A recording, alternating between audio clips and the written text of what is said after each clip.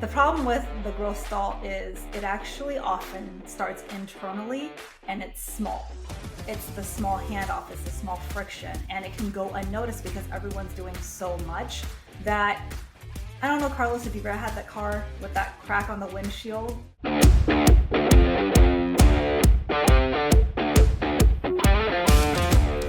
Welcome to the 1% Edge podcast, where we dive into the journeys of extraordinary guests committed to getting 1% better every day. Today's hot topic, customer growth stall, signals that most companies miss.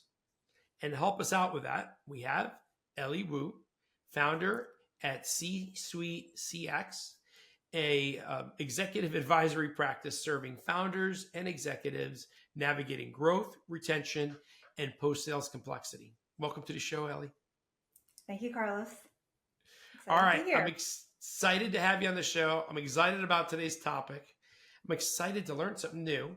Let's start out with kind of defining the situation. What do you mean by customer growth stall? Yes.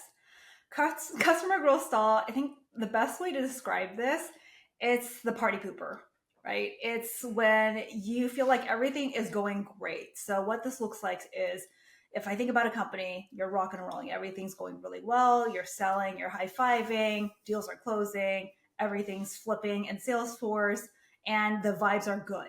Then all of a sudden, the reports start looking a little bit off. You start missing your numbers.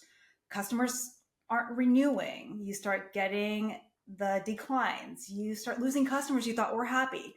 And then all of a sudden you feel that shift. And then it feels like a very slippery slope. And then you're like, wait, what is going on? And then everyone's kind of looking around at each other and then looking for answers like, hey, is this a product thing? Is this like customer success? What is going on? Like, why aren't these people renewing? And that's usually where it shows up first. Everyone's looking at customer success of like, hey, where are the answers? And then they're a little bit like the first 48, like then they start chasing it down. Be like, okay, well, like let's try to start figuring this out. But that's really what I'm talking about customer growth stalls. Is like they're kind of the party pooper because everything's going really well, and then all of a sudden you're like, wait, what just happened? That's how I define the customer growth stall. And what might be some of the signs that they're missing? So I agree with you, and I've seen this happen to companies. Sometimes you're like surprised. Well, why are you surprised it happened, right? So what might be some of the signs that they're missing that are early on? They give you a hint that this thing might not be turning up. It might be turning down. Yes. Well, the problem with the growth stall is it actually often starts internally and it's small.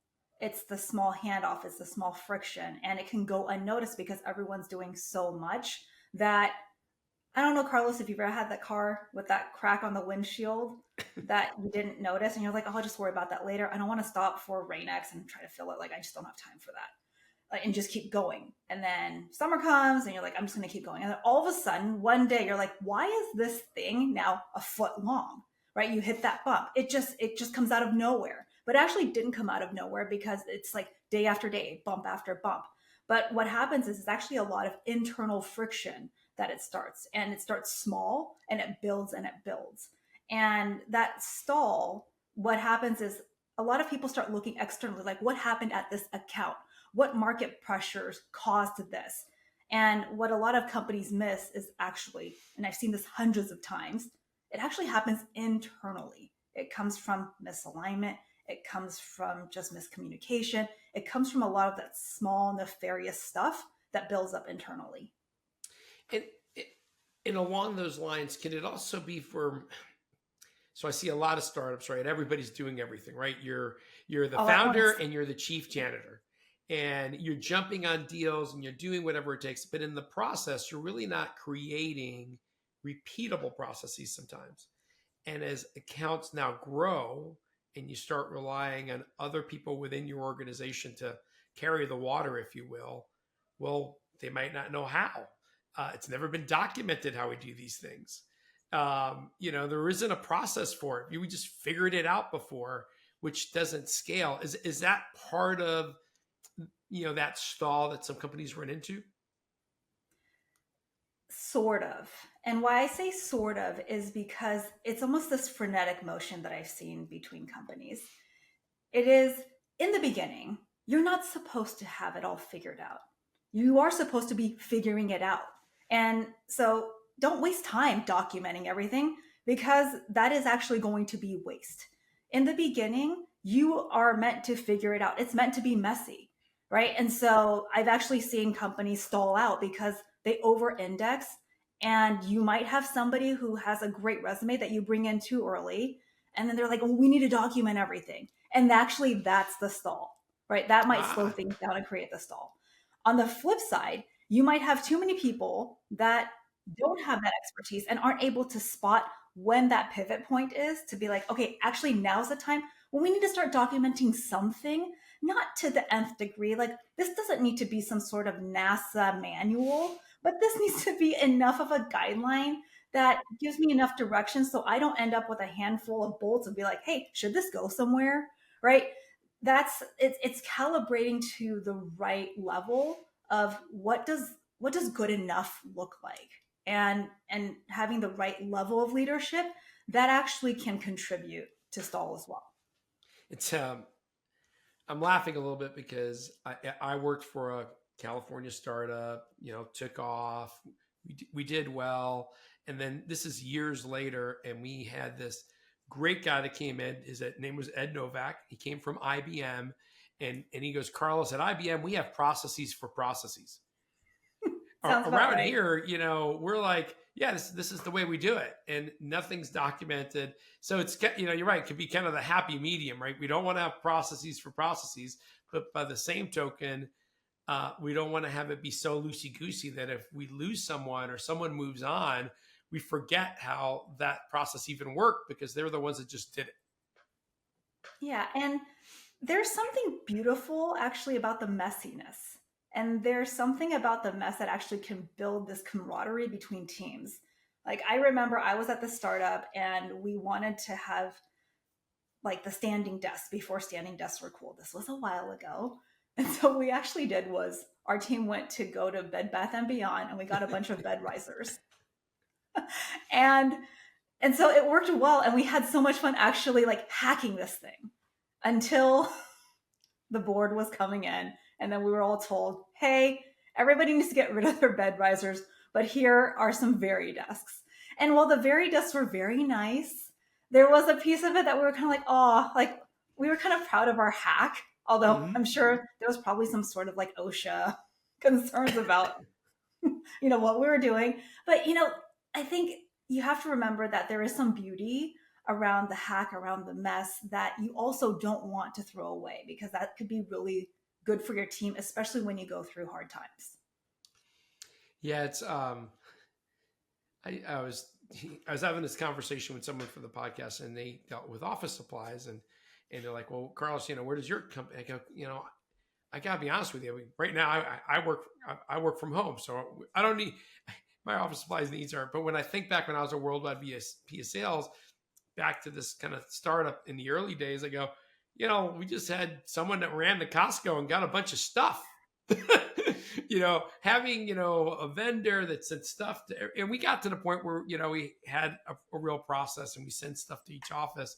But in the early days, it's like, hey, we need stuff at the office. We just, Yeah. somebody went to Costco and got what they needed, and in a way, it was very efficient. It isn't like we had to point the finger to someone to do something. And you talked about the beauty of it all. It's nice to work with a place where there's more than enough work for everyone. Mm-hmm. The opposite of that I've lived through as well, and that is not as much fun. No, the stay in your lane world, it it forces everyone to play small, and it stifles innovation. And that again contributes to stall, right? It forces people to be like, oh, I want to think about that, but then they almost shut themselves down right away, and they're like, oh, but that's not my thing. And that's not my thing does not put you into a winning spirit, right? And that's really dangerous. Agreed. So, Ellie, you've seen hundreds of companies that kind of go through this. What might be, some of the either recommendations or top 3 gotchas that you see out there. So if, we have some founders on, the podcast, and they're going, okay, well, give me some real examples of what I should be looking out for or measuring. Do you have any examples for us? Yes, absolutely. So depending on where you are in the stage, right? One thing actually I would say a lot of the founders that I work with is if you listen to your gut about the thing that you're trying to avoid, right? And every founder has that thing of like, oh, I don't like looking at this metric, or I think I can turn this around. If it's been more than a quarter and a half, ask for help. Like really ask for help. If there's something you don't want to present to the board, challenge yourself for why. And even if it's not the board, but there's somebody else that you trust that's a mentor or something, like the idea of asking for help, being a founder is lonely and heavy. It can be very lonely and heavy. And having somebody that you can reach out to be like, hey, should it be this hard? Because there is this almost this perception of, hey, it's meant to be hard, so I'm just going to brute force it. But the brute forcing it 1 month at a time can quickly turn into 1 quarter at a time. And then all of a sudden you've missed your number for like 5 or 6 or 7 quarters, but you've been able to pivot around it or excuse it or something. And I think that part can be really hard because there's a reason that some of these founders can be so great. And it's because they have a very strong belief that it can work. Being able to find that edge to say, okay, where's the line to be able to challenge, is this the right way? Like, yes, I want to do the thing, but is this the right way to do that thing? Like knowing where that edge is in your gut and being able to find that, I think that is one metric that the founders need to create for themselves. The other metric I would say that you can actually start tracking is within your organization. There's a metric that I instilled in a couple of teams. And I did this as an operator, and I also have done this with several companies. And there was traditionally this metric called the customer effort score. Like, how hard was it for our customers to do X thing? I've actually shifted it to this thing called the employee effort score. How hard is it for our employees to do certain things? And so once it started to creep up for some of our most critical or highest volume items, then you got to start thinking about, okay, is there a way to automate this? Or do we even need to do this? Because then you start noticing there may be some high volume, low value items that you can automate or get rid of, or there might be like high value items that are just like not getting done as often because the effort's so high, and then you need to rethink that with your team. So that being able to spot where those friction points are, and that looks a little different in every organization, but those would be 2 things I think are absolutely critical, because those are 2 areas, like at the very top, right?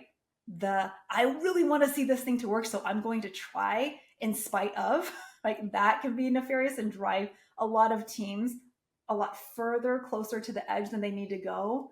And then the bottom, where at the IC level, things can go a lot further off the rails in a lot of different directions. But if you track it at that level through this employee effort score, you can probably spot that piece a little bit sooner. So those are at the 2 ends. I would track those 2 things.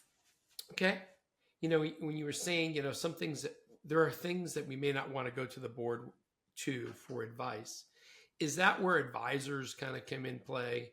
And, how critical is it to have some advisors around that founder that they can lean on and, let's say, basically be honest with them, because they don't have as much of a, vested interest in the success or failure of the company in some ways, and they can just provide real honest feedback.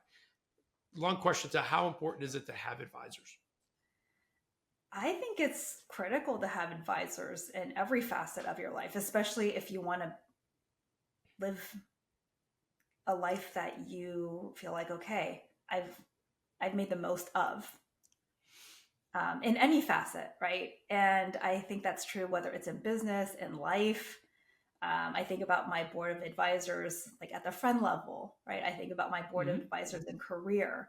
But one of the best pieces of, feedback I got from founders I've worked with is, I love that you tell me things I don't want to hear. Like, you don't tell me what I want to hear. And I take that as a huge piece of, feedback, because that I can't tell you what you want to hear. I tell you what you need to hear. Because if I just tell you what you want to hear, number one, I like either I'm not being a very good friend. Like if I'm your friend and I'm not telling you what you need to hear, right? Like then I don't have your best interest at heart. Heart. And so if I translate that from like a friend level to an advisor level, you always want somebody who has your best interest at heart. Right. So if you think about that from an advisor perspective, how that might be different than, some other sort of relationship, best interest can shift, right? Because it's all contextual. And so if you think about from how you want to build the advisors around you as a founder, what does best interest look like for you? And then do you have the right team around you for that? Because if you think about even the very best, right? Whether it's like you think about Kobe, right? Kobe still had Phil, right? You think about Tom Brady, he still had Bill. And I don't know if there's something about that names and how they rhyme, but even Luke in the movie, he had Yoda, right? So like even the best had somebody. And so it's Right. okay to ask for help and make sure you have that advisor. I enjoy the advisor side. I'm always honored when someone asks me, to be an advisor, provide support or coaching around something. And I take it to heart. It's like, I feel like it's a privilege, right? Someone's been willing to open up and share what's going on in a situation. And so I try to do my best to help them. I'm thinking back to why companies stall a little bit. And one of the things I see, and maybe it just depends on the stage, it's kind of going back to the whole crossing the chasm sort of thing. A lot of startups, they start up, they create cool technology. It's the bright, shiny object. Customers are, yes, sign me up.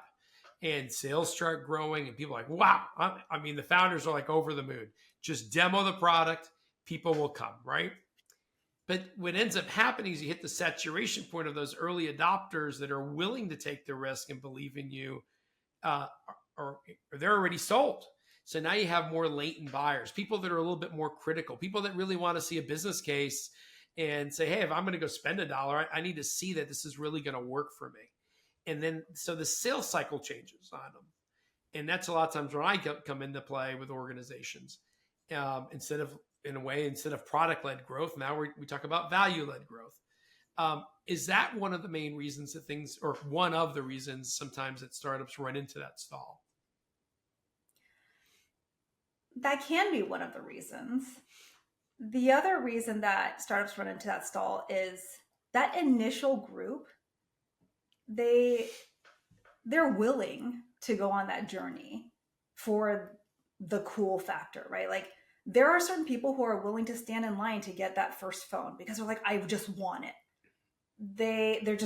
There's that level of effort. Like there are people who are willing to stand in line for hours for donuts. Like I've seen them.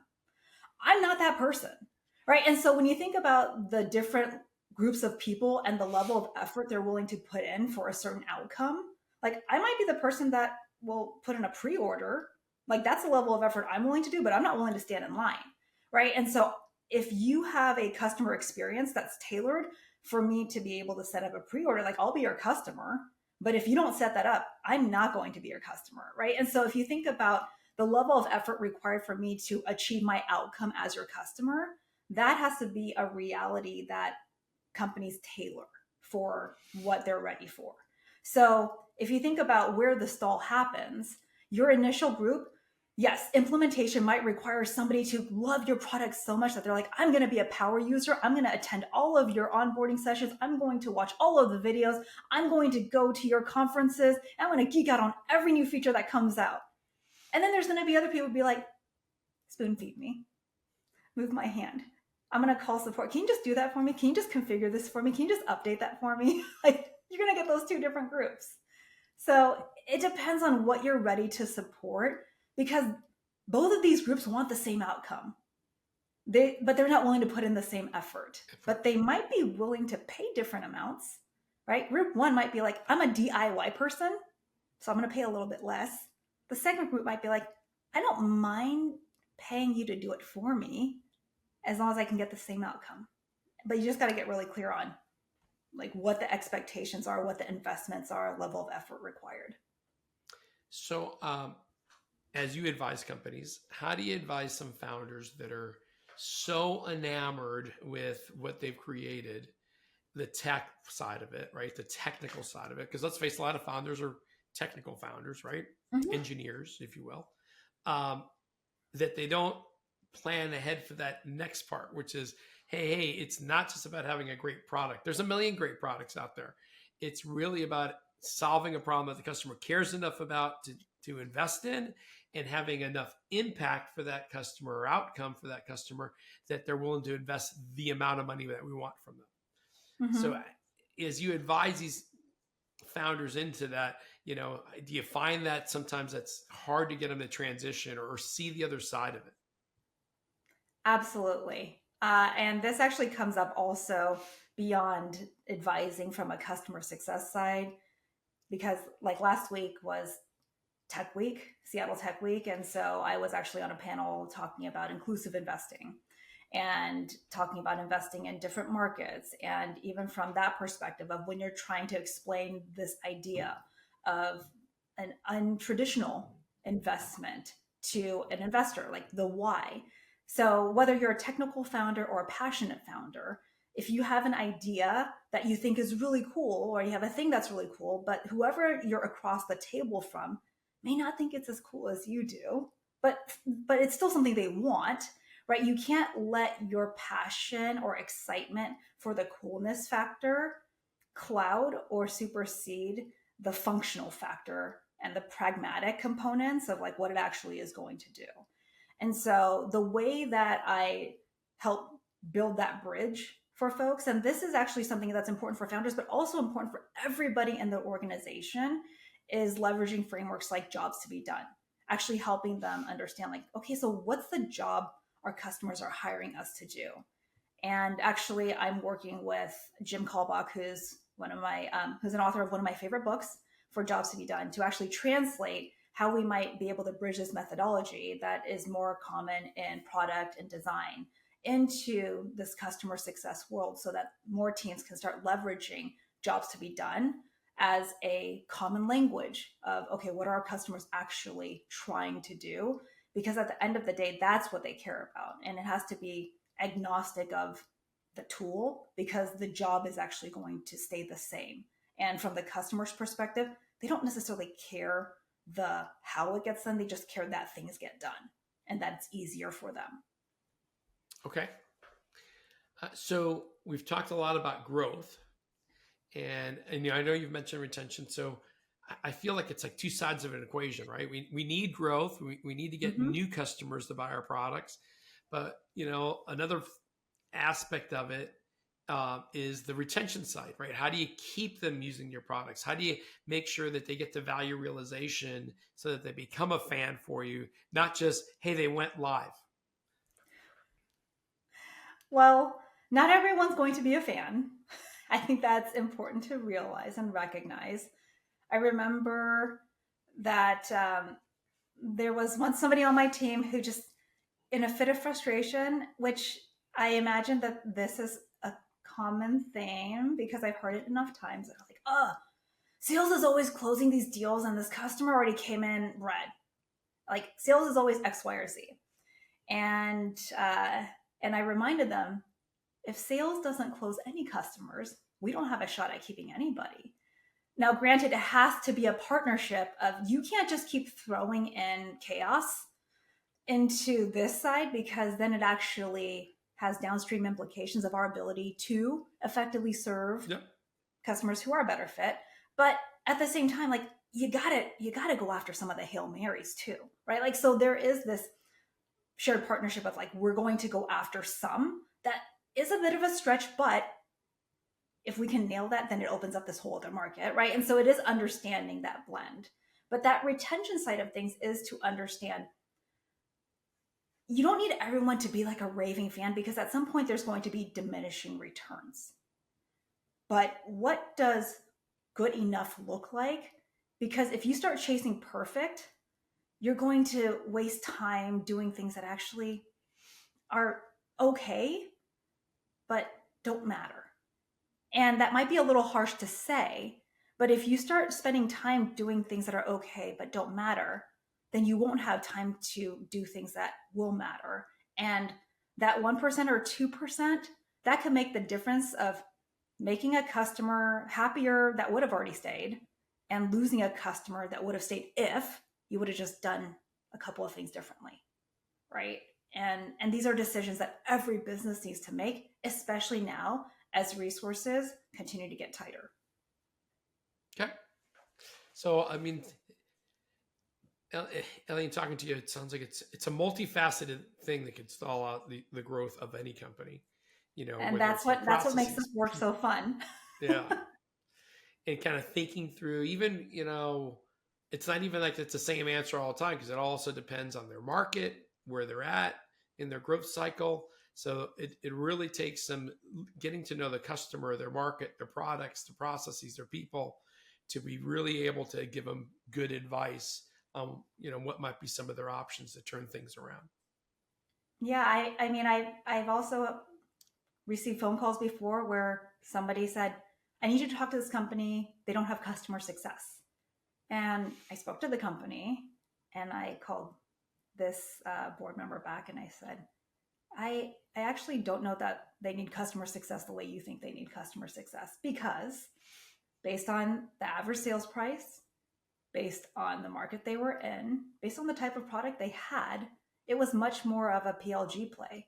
And if we tried to force them to take on customer success, that operational burden for them could actually cause the stall.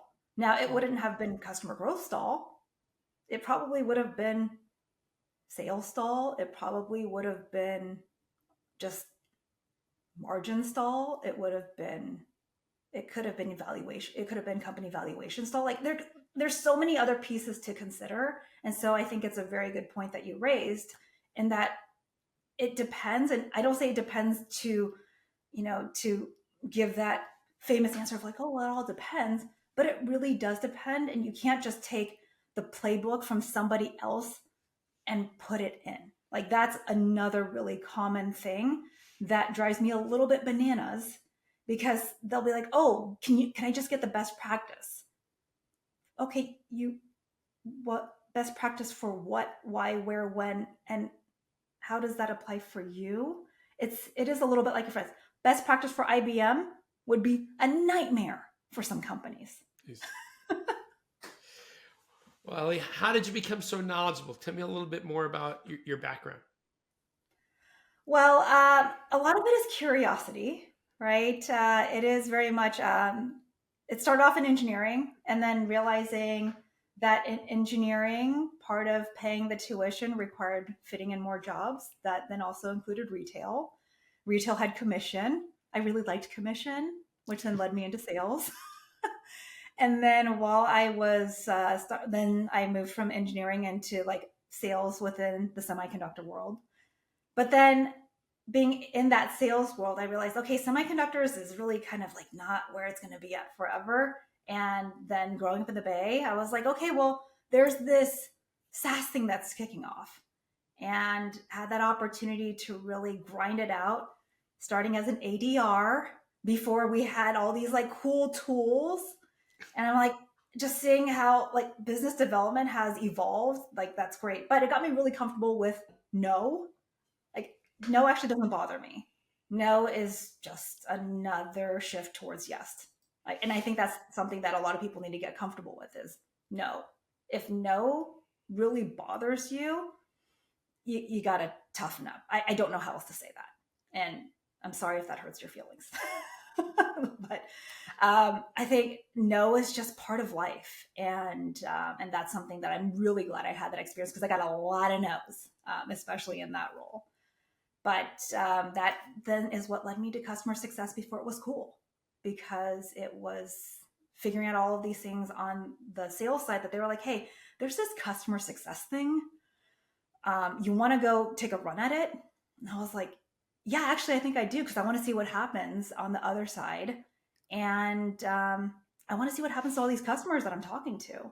Now, I do also want to caveat that the executive I worked for at that time was like, Are you sure? Because the pay is not the same.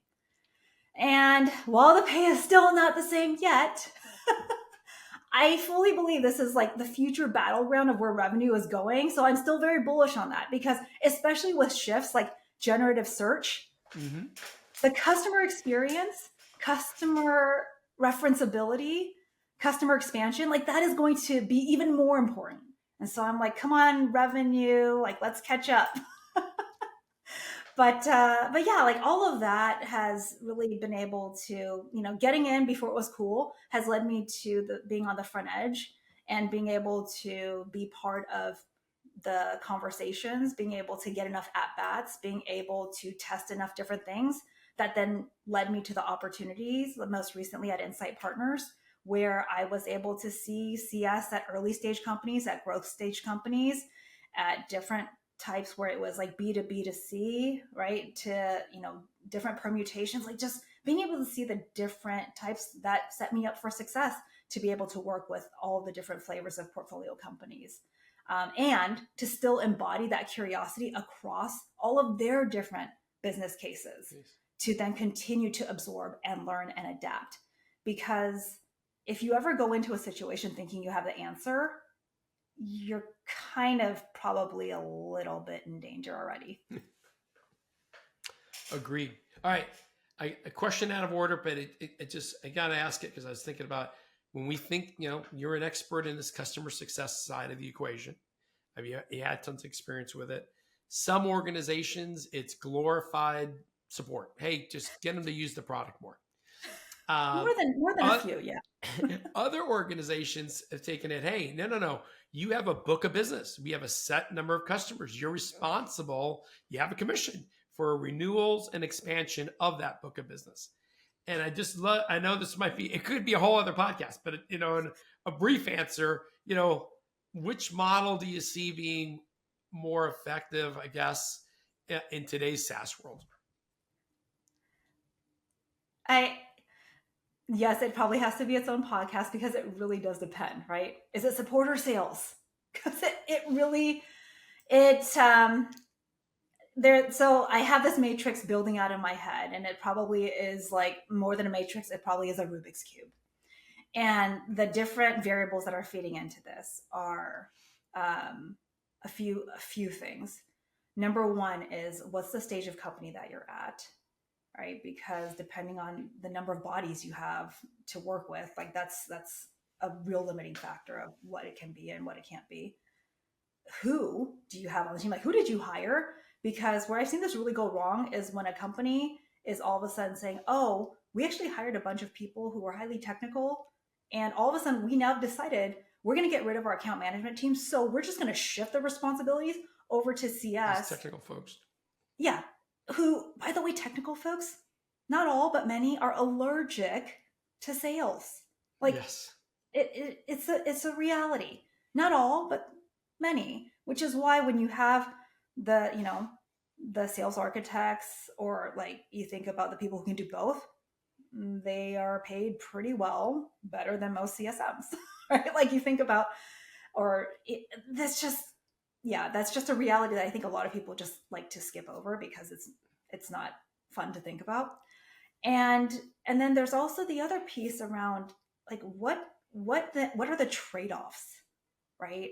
Is it right to shift the sales motion over to the CS side, or is there any reason we aren't combining it with the account executives? Like, do we have so much net new sales or net new logos that we actually put this on the post-sale side versus not? So there's a lot to unpack and consider there to think about it through the lens of, okay, if we're actually mapping across the customer journey and thinking about the job to be done, how are we actually delivering against that through the lens of our customer? And are we actually doing a good job there versus, okay, where can I just shove this thing? Because otherwise you're going to look at the function and it's going to look a lot like a junk drawer. Well, it's definitely, maybe it's a topic, if you're willing, we have you back. We can talk about that as well. Because I think it is I think it's a hot topic. It's also, I think, a little bit of the secret sauce that makes some SaaS companies really successful. So love to have you back for that. To close us out, hey, so what's your 1% edge? What's something you're working on these days that makes you 1% better every day? Yeah, the 1% edge I would say is, and I continue to work on this, is not being perfect. And that may sound a little counterintuitive, but this is actually something I learned through a piece of feedback I got while I was at Insight. And at first I was like, what? It was like, you spend too much time trying to be perfect. And it drove me a little bit batty at first. But once I understood the why behind it, I loved it. Because trying not to be perfect, what that means is moving forward, moving fast versus trying to get it perfect. Because perfect slows you down. And momentum is much more powerful than perfection. And so being able to prioritize momentum, iteration, and experimentation over perfection, like that really is when I think about what I'm focused on, like that's the 1%.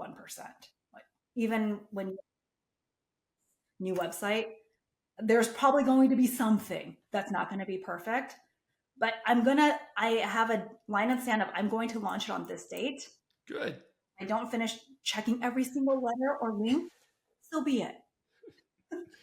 Ask friends, get them to hammer on it. They'll help you Yes. out on the end. Yes. All right.